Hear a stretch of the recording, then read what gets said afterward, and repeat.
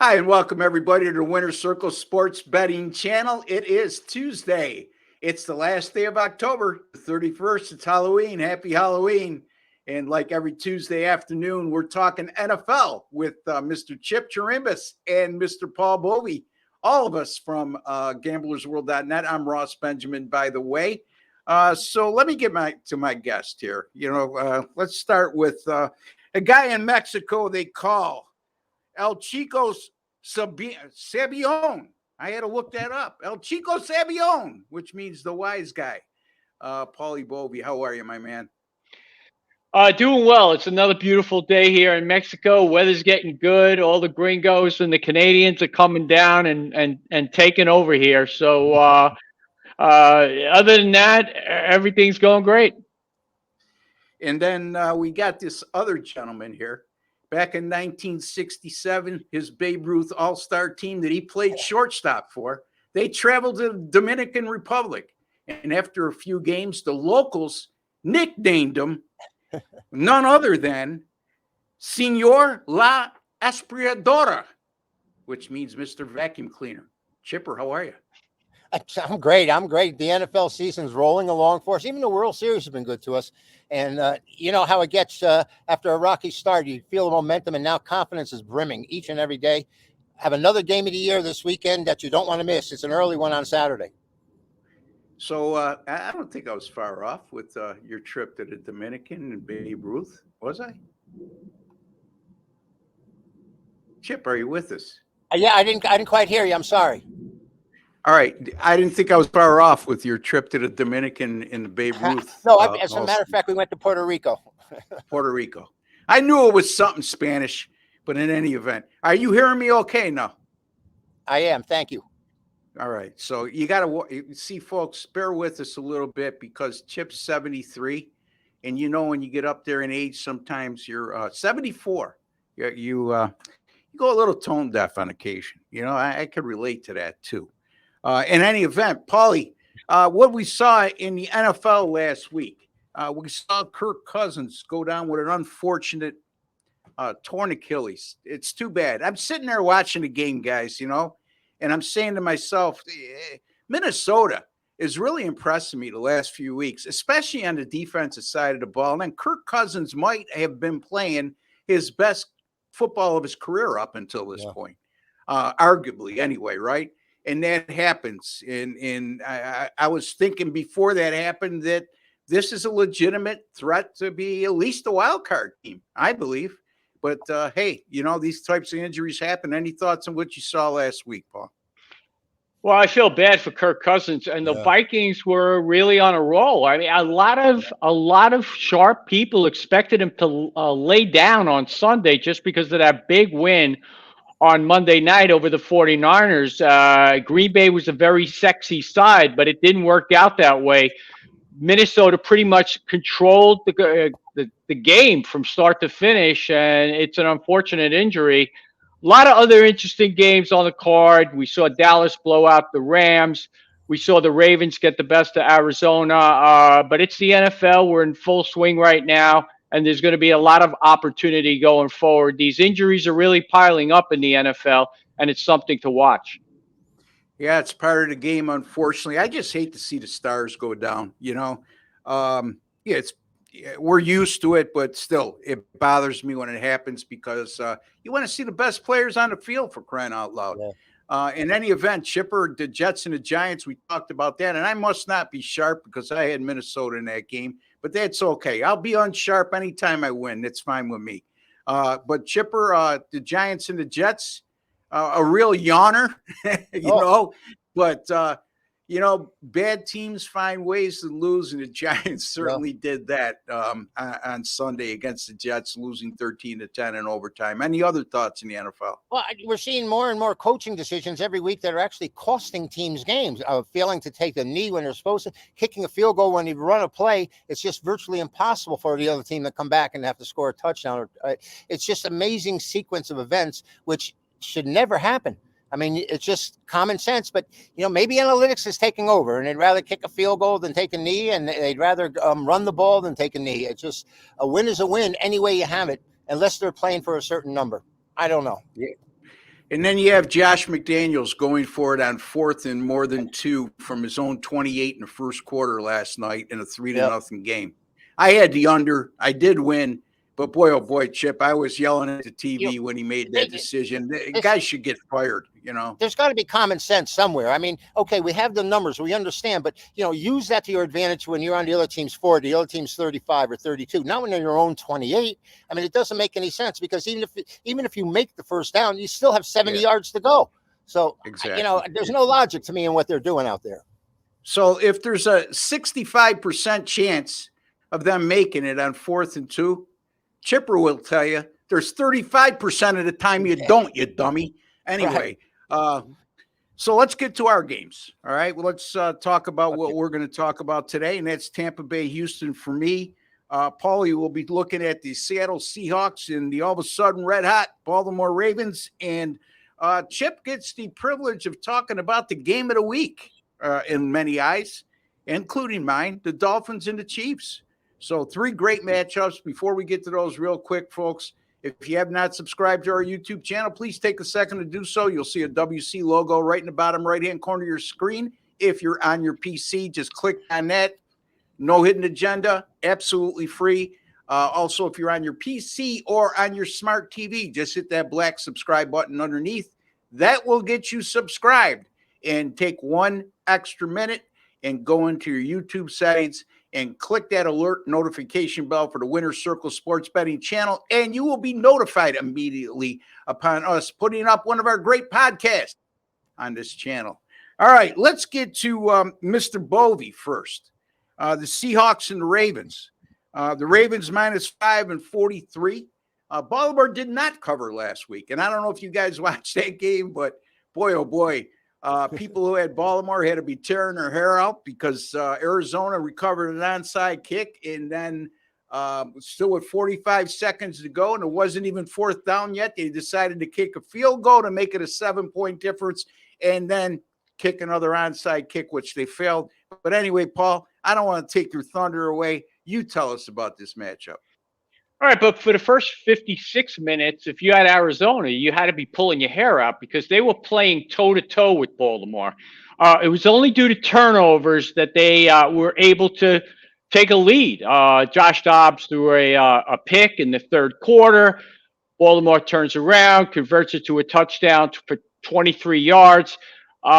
They just imploded, Arizona did. Baltimore didn't even have 300 yards on the entire game. I feel they were very fortunate to get where they were. But yes, Arizona did get lucky in the last couple minutes, and those who had Baltimore would anoint themselves unlucky because of the way the game finished. But again, I would make the point that Baltimore was not impressive to that point. They just stalled, and in the first half, Arizona had 2 drives that were turned away on 4th down, and they got no points out of it. So you can make a case on both sides. So my point here is I'm going to make a case for Seattle. They got healthy. All their defensive people are back. All their offensive people are back. Their line is strong. And they were able to score when it counted last week. They jumped out to a 14-0 lead.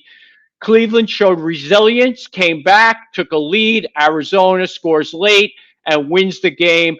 But I'm going to take Seattle here to keep this one close. Baltimore looked great in that game against Detroit. Great offensively. They held the Lions down, a Lions team that has been very good this year, no question.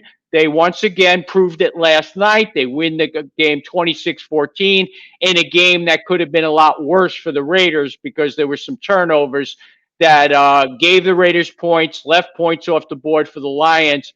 But I'm going to take Seattle, and I haven't been a fan of the Seahawks this year. I felt their defense was weak early part of the year. They get Jamal Adams back, but I think they can keep this one close. The Ravens are still having trouble getting the ball downfield. Odell Beckham was shut out this week, 0 catches. He has 14 on the year. Bateman has not done a whole heck of a lot. It's been Mark Andrews over the middle, a lot of that. And I'm going to look for Seattle to stay within the number here. And by the way, 7-1 on these free picks. And it just so happens our free pick last week, the Jacksonville Jaguars, was our 10-dime play. I had a lot of money on this game. I showed the tickets in the write-up, and the Jacksonville Jaguars get a fairly easy cover last week, winning the game 20-10. So we're going to go for 8-1 on these free picks right here, right now. I also had Jacksonville, and yes, Paul's been on fire with these free picks. And you know what? If you followed us last week, we went 3-0 in our segment with myself, Paul, and Chip, as Paul did have Jacksonville on the show as well. And I had the Tennessee Titans +3, and Chip had the New York Giants and New York Jets game to go under the total, and that easily stayed under. We lost Chip because of technical difficulties. Hopefully he'll be back with us very shortly. But let me get to my game until we see what's going on with Chip, and that's the Tampa Bay and Houston game. And Houston right now is a 2.5-point favorite in this contest, and the total in this game is 40. This looks to me like it's going to be a low-scoring game, and let me go through the reasons why. These teams are tied for 6th in scoring defense, which shocked me a little bit, Paul. When I looked at the NFL statistics going into this week, both are allowing just 18.3 points per game. Tampa Bay's offense has really come to a standstill. They've scored 18 points or fewer in their last 3 and 4 of their last 5 games. It should come as no surprise that they've also gone under the total in their last 5 games. And those games average a combined 33.6 points per game scored. Very low scoring affairs. And their last 3 on offense, even 18 or less in 4 of their last 5, their last 3 alone, averaging just 12.3 points per game and less than 300 yards of offense. And Tampa Bay's coming off a 24-18 loss on a Thursday night affair at Buffalo in the previous contest. And since 2021, the Tampa Bay Buccaneers have gone 7-0 to the under on the road when coming off a straight-up loss. In those games, averaged 36.8 points scored per game. Houston has allowed 17 or less in 4 of their last 5, and a good reason why. They're ranking number 6 in scoring defense. And their offense has struggled mightily after getting off to a great start, surprising start offensively, that is. Over their last 3 games, the Texans have averaged a little over 17 points per game and a shade under 280 yards per contest. They've also gone under the total in 4 straight games, and those 4 contests average a combined 34.3 points per game. Paulie, I'm going Tampa Bay and Houston under the total of 40. I have to be honest with you. I'm rooting against Houston right now, and the reason is I have Sam Laporta to win Rookie of the Year, as well as Nakua. I have both of those players. So the worse Houston does, the better chances these guys have because of their quarterback, the Texans, who's in the running, no question. He's had a pretty good year. But I can't argue with anything that you said just here. I feel as though Tampa Bay should be doing better. They still have excellent receivers. They have a decent running game. And I don't think it's all on Baker Mayfield. It's mostly the offensive line. They came in with problems. They lost their center at the beginning of the year. But right now, in terms of production, it's just not there. So I would side with you on the under on this one. And I certainly hope you cash a ticket here. Thank you, Paul. I appreciate that. And he's back, Mr. Chirimbes, who left us for a little bit, changed locales. He's back. That's all that matters, is he's back. And a computer like me overheated. It's just one of these things. We're out here. I had to come inside. Yeah. Anyway, Chipper, I took the Houston Texans and the Tampa Bay Bucks under the total of 40. Paul, he likes the Seattle Seahawks plus the 5 at the Baltimore Ravens. And any thoughts on either game before you get to yours? On Paul's side, I think that number, anything under a touchdown, with the way the Ravens have been playing, is giving a lot of credit to or they think that Seattle has a chance in this game. So I would lean to where Paulie has, and on the side, I'd take the points. I haven't really done any work on it. It's just my first impression with that number. The other game, I don't know, Ross, how you can do anything but play under with Houston and Tampa Bay. Tampa Bay's offense is, like the dregs of the league, like the Giants and the Jets offense. They just don't put points on the board and they don't convert. Mayfield was heroic in that game against the Chiefs how he covered or was it Chargers, I believe it was. But yeah, I don't see any scoring in that game either. So my game between Miami and Kansas City, you would imagine and think that there'd probably be a lot of scoring. You have the number one offense in the league with Miami. They've gone 6-2 to the over. And, Ross, Miami they don't take any prisoners. The 6 games they've won, they've covered each one of them. And, the 2 games they lost, they got blown out in, and they weren't even in the contest. But who's eating his heart out about this Miami and Kansas City game? Not only am I not so happy about having to get up at 6 o'clock in the morning to watch it out here in Las Vegas, but Aaron Rodgers has got to be sick because he was going to play against both these guys this year, against Tua, and he had a game against Kansas City. And that limelight and those headlines and that fanfare, he's missing out on. And I'm wondering, he's watching this, what he's thinking. But Tua's number 1 passing offense. Mahomes is number 4. But Kansas City plays defense. Kansas City's defense is 4th in the NFL, allowing under 300 yards a game, Ross, 288. While the Miami defense we know is very suspect, and I know people have been saying it all year, they just don't have that much confidence in the Dolphins. They're giving up 329 yards a game, number 15, right in the middle of the pack defensively. Points scored wise, Dolphins are averaging almost 33 points, but the Kansas City Chiefs are number 2 in the NFL, only allowing 16.1 points a game. With Mahomes, you would think that the Chiefs would be a team that would play to the over, and they haven't been that way. They've gone 2-6 to the over. I think this game stays under the total. They're in unfamiliar environment in places, and I think the Kansas City defense is going to have to play tough and come up. They're going to come up big. I can't wait to see this game, Ross. I'm telling you, I really can't. Yeah, and I hate to have to say I think it's going to stay under because I'd love to see fireworks, but who knows? I'm going to play the game under the total. I have 50.5.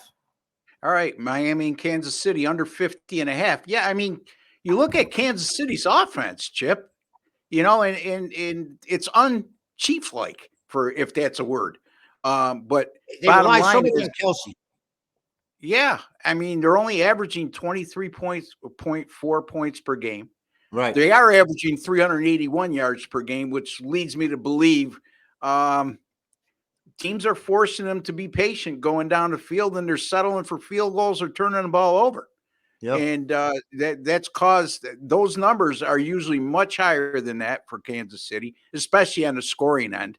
But their defense, you're right, Chip. I mean, I don't think a lot of people realize how good Kansas City. Yeah, Kansas City, I feel right here, right now, they got to do better on offense because the situation is their receivers are dropping passes. Sky Moore dropped one in the end zone on Sunday, right in his breadbasket, and it left points off the board. Rice dropped one over the middle. They went back and re-signed Hardeman, who they gave away to the Jets, traded back for him. I shouldn't say re-signed him. I should say reacquired him.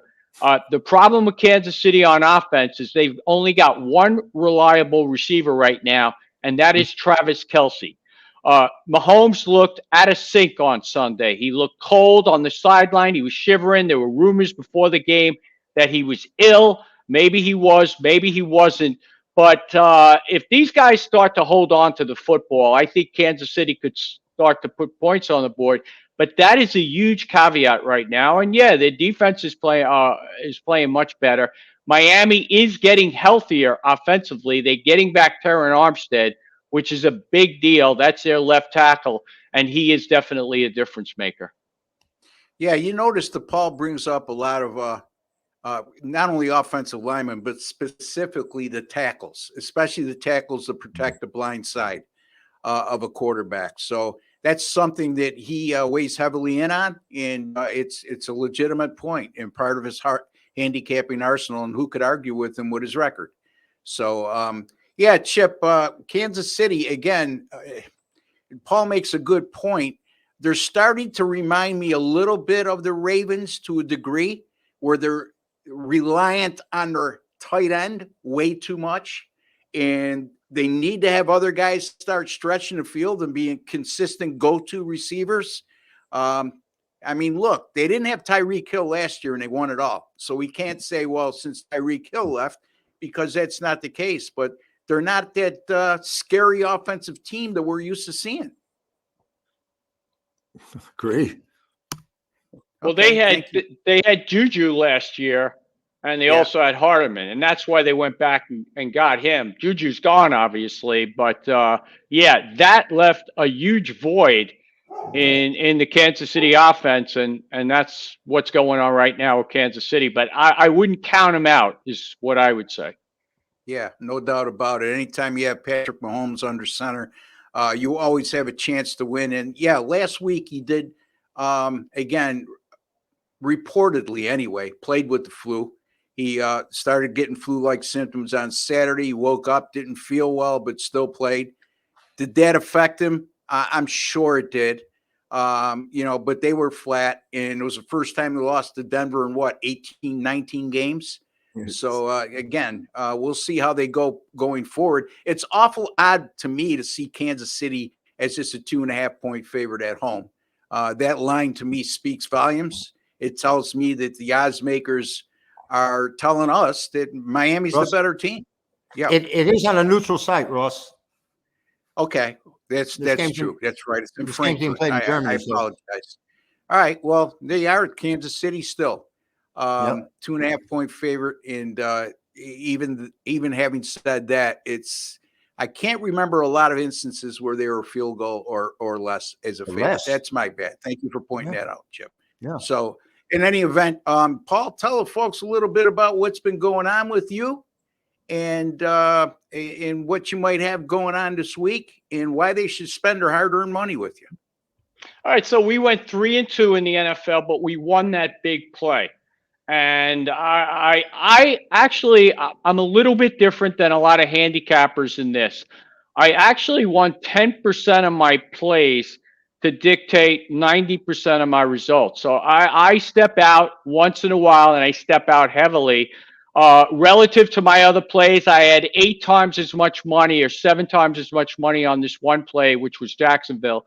And I will rank those plays, and I will label them a 5 or a 10 dime play, because I really, really feel confident, just like I felt confident with the Jaguars, because the Steelers are a 6-7 win team, and I'm going to stick with that. And now they've got injuries this week, and they play on Thursday night, and I may have a pick on that game, and you could probably tell where I'm leaning on that one. But it's a hostile environment for a brand new quarterback in Will Levis, so I'm not sure which way I'll go.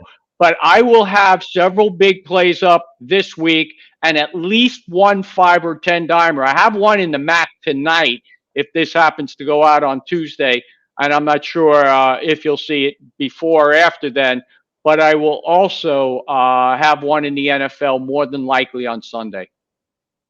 There you go. Paul likes his MAC action. And again, folks, we are taping on Tuesday afternoon, the 31st of October. And if you do see this video prior to the start of tonight's game, you could get Paul's MAC action right at the website, gamblersworld.net. And folks, just a friendly reminder, at gamblersworld.net, all our single game and multi-game daily packages, as well as our subscription plans of 30 days or fewer, are all guaranteed. If you don't win, you don't make a profit, we will credit back your account the exact amount that you spent on that specific package. All right, Chipper, things have been going really well for you, and I'm glad for you. Thank you. Because for a while there, you were in a rough stretch when we first started out at Gamblers World, but that's not the case anymore. And you can look right now, folks, go to gamblersworld.net, leaderboards on the right-hand side. You'll see Chip right up there, and he's been red hot. So, Chip, I don't want to steal your thunder. You tell the folks exactly what's going on. We had our third straight weekend megabuck sweep. Georgia Tech on Saturday. On Sunday, coming with Denver. The man did have the flu for the Chiefs, I imagine. And we had a team, Carolina, hadn't won a game all year. and then close with Sunday night winner. And that was, these Thursday, Sunday, Mondays, we're still at 67%, Ross. We hit another 3 out of the last 4. So I am having an early bird college game of the year on Saturday. This is a side you don't want to miss. I'm going to put it out there on Friday for everybody. And of course, Sunday, we have another big megabuck winner out there. So the big games are showing up. And like Paulie, when you see them, you just can't wait till kickoff. You're waiting and we're waiting, trying to be patient. And that's where I am right now. When I just look at the board and things just pop up at me. There you go. You see things very clearly. And when breaks tend to go your way as well. And I'm not saying that anybody's been lucky since they're on a hot streak, but my point is, and these guys could testify to this, when you're going good, a game, you'll get a break or two along the way. And when you're going bad, that bad beat syndrome kicks in more than you would like to see it happen. But at the end of the day, those types of plays, in my estimation, they even off. It's the games you win decisively have to far outnumber the games you are off decisively on. And that's where you make your money. And that's where we make our money. You can find me over at gamblersworld.net.